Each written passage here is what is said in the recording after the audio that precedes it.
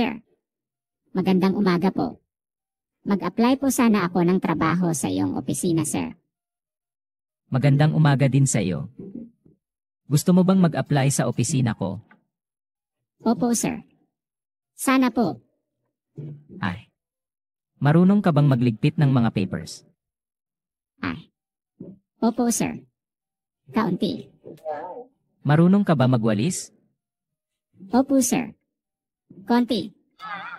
Okay, sige. Tanggap ka na. Ay. Sir, magkano po ang sahod ko? Ay. Kaunti din.